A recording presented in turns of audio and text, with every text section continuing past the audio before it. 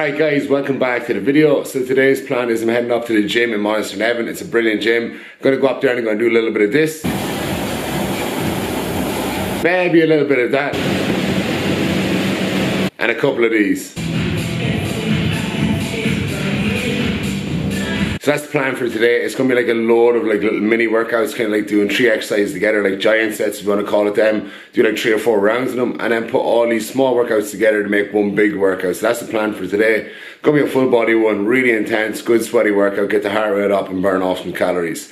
After that then I'm heading up to Body First Nutrition to pick up some prizes for a competition run on Instagram. So I'll bring you along with that then too. Then after that I'm going to show you my current day 2 workout, which is my pull and ab session. And then at the end of the video, if you want to skip on that far, I'm going to be talking about my tips to lose belly fat. So during the week I put a poll up on Instagram asking people if they'd rather me talk about losing belly fat or what happens if progress stalls. And losing belly fat won by a country mile, so I'm going to chat about that at the end of the video to give you a couple of tips and tell you why belly fat's so hard to lose. So if you want to go straight to that, just skip ahead to whatever time I have on the screen right now and you'll be able to pick up on that. But for now I'm heading off to the gym, so let's go get stuck into this. Okay, so you're joining me now on my day 2 session of my current fat loss workouts. So this one is pulling abs. So on day 1, remember, I did push and hit. So today I changed it up, I go pull, so working opposite side of the body, and I changed the abs to give myself a breather from doing hit work. So the way this workout works is, it's from a guy called Dr. Jim Stompini. I'm pretty sure that's how you pronounce his name. And basically it's a version of supersets, except they're called extended sets. So basically how it works is, you do an exercise that you're a little bit weaker in. So I'm going to say, for example, a lat pull down with my hands facing away. So I'll do that for 12 reps of a weight that I can just manage for 12 reps. And then with minimum rest, I'll just let it re-rack. I'll spin my hands around into a reverse grip because I'm a little bit stronger in that grip. And I'll go for failure then in that position. The only exercise I don't do this with is my very first one on pull day, which is pull-ups. I go away at pull-ups and I do 5 sets of 5 reps. So it's the exact same as I do on my push day. And that's just to keep my strength in my back. So like I said last week, once you keep your strength, it's a great sign to show that you're holding on muscles. So I always start off with 5 sets of 5 weighted pull-ups, doing my absolute max, and then I go into this kind of extended set version. So without burning any more of your time by talking too much, we're going to go straight into this session here now.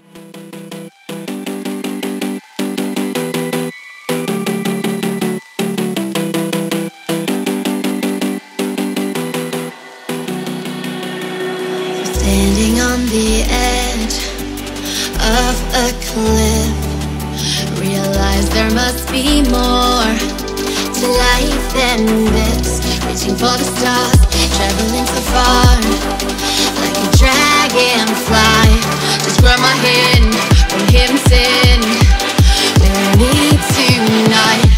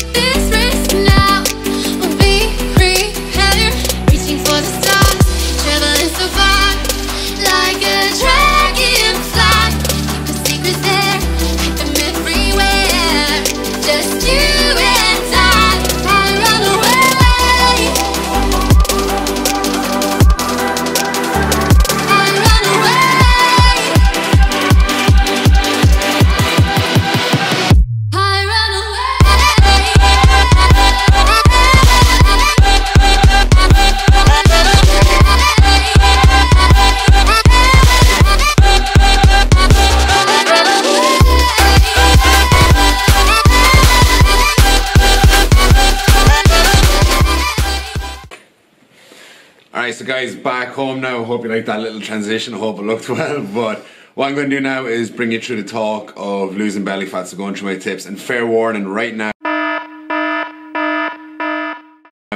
is you're not going to want to hear some of this, but it's better off to be honest and actually tell you the truth of how to do it and what are the main things to make it a bit easier on yourself. Okay, so like I was saying, you mightn't want to hear some of this stuff, but I think it's better to be honest and actually tell you the truth and actually get you towards losing belly fat, rather than telling you, oh, there's one specific exercise that's going to get rid of it, or if you do one of my plans, it's going to get rid of it for definite. It's better to be honest with you and let you know the actual truth so you can make long-term progress and actually get rid of it.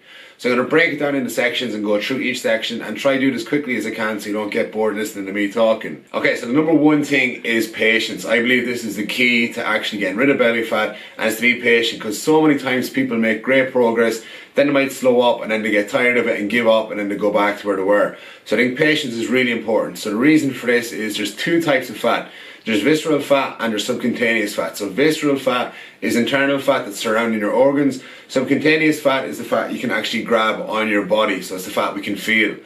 And when you start to lose body fat, usually visceral fat starts to go first. And we've got a lot of organs in around our stomach area, so that visceral fat will start to go down. So be patient with that, because it's actually going to bring you a load of health benefits as that gets lower. So that's really important to be patient with that. As soon as your visceral fat gets lower, then that subcutaneous fat is going to start to come off your body. So your body is literally chipping away at that visceral fat and getting rid of it. And when it gets down low enough, the subcutaneous fat is really going to start to come off.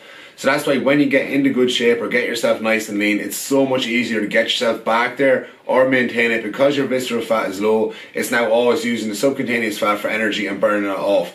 So the first time you get down is going to be the toughest time, but then it's going to be easier to maintain it. And if you ever do go back up, say if you're bulking, it's going to be easier to get back down each time. Okay, so next tip is nutrition. So nutrition is vitally important for trying to drop any kind of body fat. And the thing again is you need patience here, because some of us store fat more so on our back, some of us store it on our ass, some of us store it on our legs, and some of us store it on front sides, such as chest or stomach. So you need to be patient. It's going to come off your body at different rates, and that's kind of a genetic thing as well, of which part of your body is going to come off first. But once it's coming off somewhere, you know you're doing things right, so remain patient, and eventually it's going to come off your stomach. So now we're really going to go in depth into your nutrition. So what I always recommend is tracking your calories and tracking your protein. Once you're tracking them two numbers, you're never really going to overdo it on fats and carbs. So I always say them two are the ones that you really want to dial in on. So you need to get yourself into a calorie deficit to make sure you're actually going to burn off fat. And once you keep your protein high, you're going to maintain muscle, because what you don't want is to start losing muscle and holding fat. That's going to mean that when you're starting to drop down, you're still going to look real soft. So you can see a person that might do a juice diet, for example, sometimes usually ends with these results, where people lose a lot of muscle, but hold on to a lot of fat. So they get down smaller, so they're like, yeah, I feel great in clothes, I feel a lot smaller, but as soon as I take my clothes off, I feel really soft and watery, and that's because of that. So that's why I always say keep your protein levels high. It's going to keep you feeling full, and it's going to help you maintain your muscle, which is going to make you look 10 times better when you do actually drop body fat. So get yourself in a calorie deficit and keep your protein levels high. Next thing is change your mindset. So stop thinking there's one exercise out there that's going to burn off belly fat or it's going to get rid of love handles. I swear I get asked every day how to get rid of love handles. There's no one exercise that's going to get rid of it. If there was one exercise that was going to get rid of it, there would be someone out there who would be a millionaire by now, because everyone would be doing his exercise. So change your mindset from that.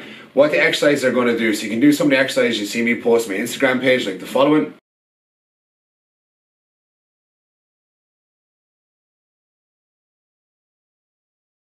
And what these exercises are going to do is they're going to help you build the muscle in your stomach. So a lot of people are pro-con ab exercises, and I just don't get it.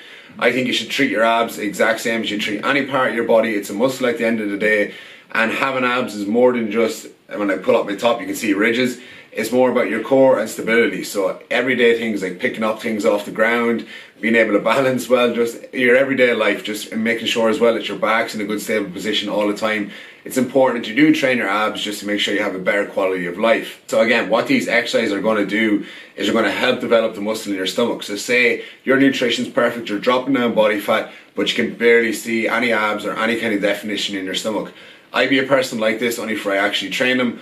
I have to train my abs, I feel, to bring thickness to that muscle. And once you bring thickness to the muscle, when your body fat gets down low enough, you can actually see your abs far more visibly. So for an example, it could be a guy you might see in a physique show or a bodybuilder. They might have a really high body fat, but somehow you can still see some form of abs showing through because they've got really thick muscles there. So I think it's important to incorporate exercises in there that help maintain your muscle and help develop the muscle in your abs, so that when your body fat does get down low enough to actually show through properly, and you're not kind of left looking kind of going, well look, my skin's really tight there, I'm after dropping a lot of body fat but I still can't see anything.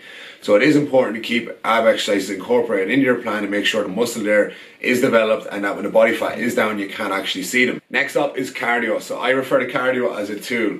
I still think you should base all your exercises around resistance training, such as big compound lifts. So say for example a bench press that's going to use multiple muscle groups in one go. So it's going to go chest, delts and triceps.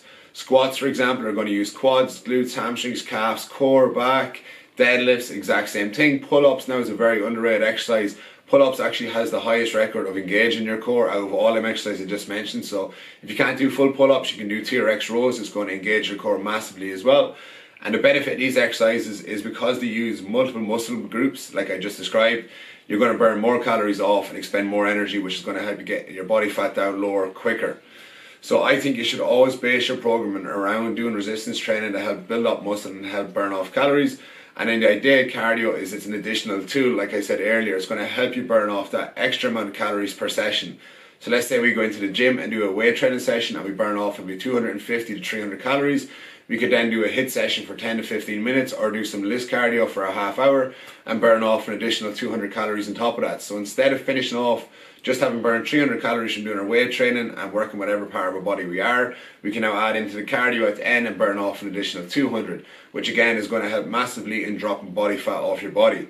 So that's why I say cardio is a tool to use additionally to your resistance training to help you lose belly fat quicker. Okay, so I've tried to run through that as quick as I could and just cover as many topics as possible got to do with it. So first one, as always, patience is number one. Be patient with it. Remember about your visceral fat and your subcutaneous fat. Just remember, once you're dropping body fat off some part of your body, you know you're doing things right, and it's only going to be a matter of time until it starts to come off that area. Number two is making sure your diet is correct, so you have yourself in a calorie deficit and you're keeping protein high. Number three is changing your mindset from thinking there's one particular exercise out there that's going to target your love handles or stomach and burn it off. It's not going to work like that. Them exercises are going to help you develop your muscle in that area, but it's not going to take the fat off. You have to make sure your diet's right and you're training correctly throughout the week. And then number four is you can add in your cardio to burn off additional calories to help get your body fat down quicker.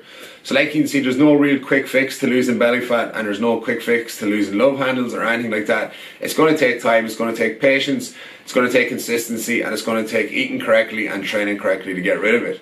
So if you want any more tips on this, always feel free to contact me. You can get me on Instagram, pshari1. You can get me on my website. You can get me through email at paul@shapeupwithshari.com. If you ever have any questions about what you can, if you want to comment below this video, feel free to do so. And if you have any other questions, I'm always available to answer them. So I hope you found this informative. I hope you enjoyed the workout again today and the vlog I did. Again, I'll be doing another one again next Monday, which is going to be day 3, which is going to be legs, which is going to be a great one to record. And then I'm almost there. So again, I hope you're enjoying the videos. Thanks very much for watching. And I hope you're getting some use out of these.